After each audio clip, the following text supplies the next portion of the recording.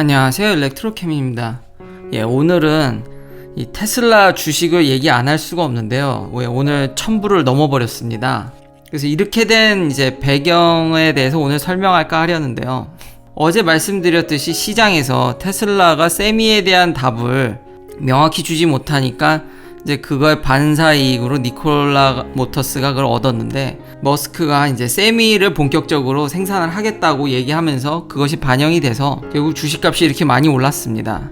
이 세미 트럭과 이제 뗄래야 뗄 수 없는 게 결국 밀리언 마일 배터리입니다. 왜 밀리언 마일 배터리가 중요하냐면, 현재 기존에 이제 시장을 장악하고 있는 디젤 엔진들이 내구도가 밀리언 마일을 넘습니다. 그러니까 기존에 이제 클래스 A 큰 세미 트럭이라든지 이런 디젤 트럭들이 내구도가 아주 가뿐히 밀리언 마일을 넘습니다. 특히 지금 테슬라는 배터리 무게로 인해서 어제 말씀드렸죠.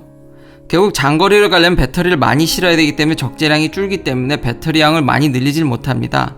그러면은 200마일, 300마일 갈 때마다 이제 충전을 자주 해야 되는 거죠. 그러니까 잦은 충전은 결국 배터리 열화를 부르기 때문에 이 내구성을 입증을 해야지 기존에 이런 디젤 트럭들과 엔진 사이즈가 무려 10리터가 넘는 이런 엔진들과 경쟁해서 살아남을 수가 있는 것이죠. 근데 저는 이것을 좀 긍정적으로 보긴 합니다. 그러니까 배터리 논문들을 많이 보면은 에너지 덴시티를 올리는 거는 힘듭니다. 그러니까 정말 천천히 오르고 있는데, 내구성에서는 꽤, 특히 배터리 매니지먼트 시스템과 결합돼서 내구도는 굉장히 많은 상승을 보여왔습니다. 그래서 이거는 실현이 가능하다고 보는데요. 결국 디젤 엔진과 수소 연료 전지와 경쟁하기 위해서는 테슬라는 굉장히 충전소를, 특히 이 세미를 위한 메가 차저를 굉장히 많이 깔아야 됩니다. 그러니까 오늘 핵심은 메가 차저에 대한 이야기를 이제 다시 한번, 어떻게 하면 이런 큰 트레일러들을 빨리빨리 이제 충전할 것이냐인데요. 여기서 생기는 의문은, 과연 이렇게 디젤 엔진으로 1000마일씩 가는 세미 트럭이 필요하냐는 생각도 듭니다. 왜냐하면 운전자가 이렇게 300마일마다 쉬었다 가는 것이 훨씬 더 안전상에 더 좋을 것 같다라는 생각이 들어서입니다. 그러니까 오랜 운전은 결국 드라이버를 피곤하게 만들기 때문에 300마일 가면서 쉬면서 화장실도 가고 그 사이에 충전이 다 되면 또 가고, 이런 방식이 현재로서는 가장 현실적이지 않을까. 물론 이제 자율주행이 나오고 이제 이런 세미 트럭 안에 화장실이나 이런 것들이 있어서 사실상 그냥 사람은 안에서 오피스 같이 이용하면서 살짝살짝 관리 감독하면서 먼 거리에 적재된 큰 양의 물건을 나르는 걸 생각한다면은 결국 먼 미래에는 배터리용 에너지 덴시티가 확 늘던지 수소 연료 전지가 좀 더 이제 유리한 고지를 잡을지는 이제 그런 먼 미래의 것들을 고려한다면은 그런 면들이 고려될 텐데요. 당장은 제 생각에 완전 자율주행이 빨리 오지 않는 한은 300마일씩 쉬는 것도 나쁘지 않다라는 생각이 듭니다. 그래서 오늘 소개시켜 드릴 것은 이제 알곤 내셔널 랩에서 이미 미국 국책연구소 중 하나가 이제 시카고 근처에 있는 연구소인데, 이 연구소에서도 1메가와트 차징 스테이션을 어떻게 가져갈 거냐에 대한 이제 연구 보고서입니다. 또한 이 연구 보고서를 토대로 이 논문도 이제 참조를 했고요. 결국 어떤 전압을 가져가냐가 결국은 핵심입니다. 여기 보면 굉장히 빨리 충전하는 데 있어서 다양한 규격이 있는데, 제가 지난 시간에도 이제 포르쉐 타이칸의 이제 800V와 테슬라 400V를 이제 비교했는데요. 여기 보면 다양한 규격들이 있습니다. 이제 150에서 350kW도 있고, 여기 와이어리스도 보이죠. 그러니까 무선으로 충전하는 규격들도 보이고요. 심지어는 무선으로 이 정도까지 충전하는 규격도 있더라고요. 근데 이제 핵심은 여기죠.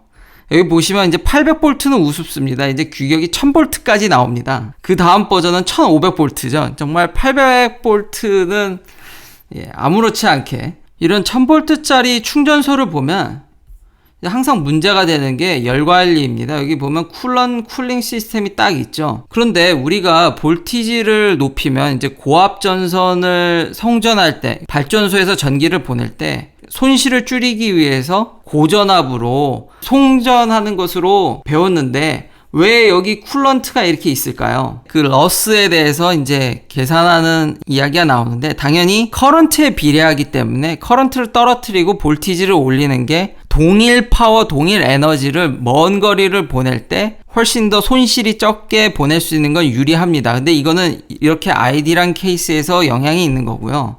지금 우리는 전기차를 충전하는 거기 때문에 이 논문에서도 이미 산업에서 1000V짜리 파워 일렉트로닉스가 잘 셋업이 되어 있지만, 실제 이거를 전기차한테 적용하는 건 굉장히 이제 제한적이라는 이야기를 합니다. 그러니까 당연히 첫 번째는 배터리가 그걸 감당할지가 의문이고요. 두 번째로 이렇게 고전압으로 에너지를 보내게 되면은 절연이라든지 이것을 이제 분배하거나 관리할 반도체 칩들이라든지 여러 부품들이 그거에 맞게 다 설계가 돼야 됩니다. 예, 그렇지 않으면 당연히 열이 발생돼서 이제 문제가 생기죠. 특히 우리가 이렇게 절연을 잘 하고 꽁꽁 이제 전류가 새지 않게, 왜냐면 고압으로 가게 되면은 우리가 어떤 아이디하게 A에서 B 포인트로 이제 필드를 걸어서 전류를 흘리는 건데, 너무 그걸 고압으로 쏘게 되면 이걸 잘 그 길로만 막아주지 않으면은 딴 데로 새게 됩니다. 그러면은 이제 리키지가 생기는 거죠. 그럼 위험하기도 하고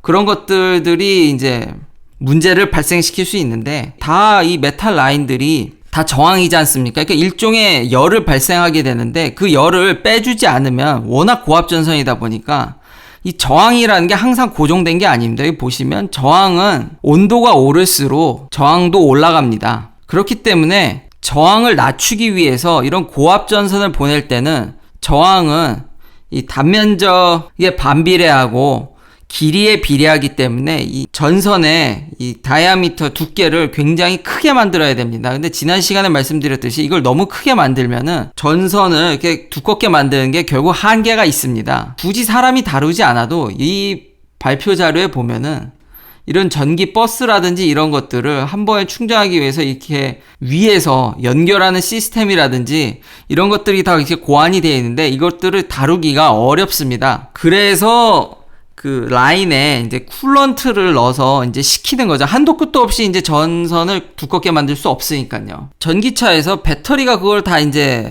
받아들일 수 있냐도 문제가 있기 때문에 대부분 이런 것들을 잘 설계하지 않으면은 이제 화재로 이어질 수 있겠죠. 그래서 빨리 충전하는데 미래는 당연히 800V뿐만 아니라 이제 1000V도 있죠. 그렇지만 아직까지 여러 가지 이제 회로라든지 인버터라든지 일렉트로닉스에도 문제가 있고 배터리에도 문제가 있기 때문에 우리가 가야 될 방향은 여기지만, 현실적으로는 여기서 지금 병렬로 여러 포트를, 그러니까 메가 차저를 구현하는 데 있어서 볼티지를 올릴 수 있는 거고, 이 400V짜리 고속 충전 라인을 여러 개를 연결해서 충전하는 방식도 있습니다.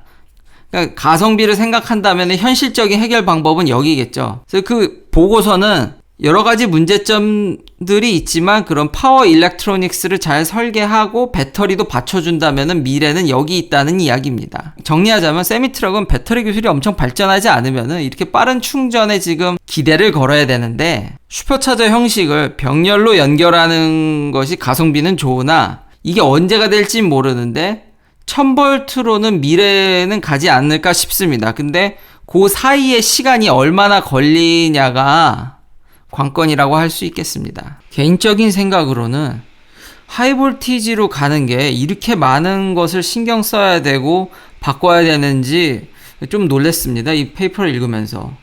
정말 일렉트리컬 아키텍처를 싹 다 좀 뜯어 고쳐야 되고, 케이블도 리퀴드 쿨 시스템을 가져가야 되며, 뭐 인버터, 머티리얼, 패키징, 심지어는 이제 반도체도 이 실리콘, 스테이트 오브 아트인 실리콘 디바이스 쓰는 게 아니라 이제 실리콘 카바이드라든지 손볼 곳들이 한두 가지가 아니더라고요.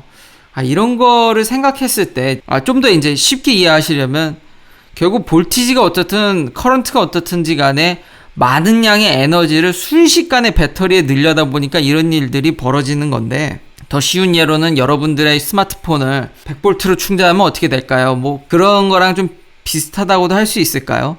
근데 생각보다 진짜 전자기기에 많은 에너지를 순식간에 넣는 거는 이게 굉장히 복잡해서 레인지 문제가 있는 거지 않습니까? 그러니까 배터리가 빨리 발전하지 않으니까 결국 충전 환경이 굉장히 이제 좋아야지 그런 장거리를 갈 때도 경쟁이 되고, 기존의 이런 트럭들과 굉장히 경쟁이 잘 될 텐데, 현 테슬라가 하듯이 슈퍼차저를 정말 촘촘히 잘 깔면은 그 방향이 제 개인적으로는 맞지 않나 싶습니다. 당분간은요. 시청해주셔서 감사합니다. 구독, 좋아요 부탁드립니다. 내일도 테슬라 관련 이야기들로 찾아뵙겠습니다.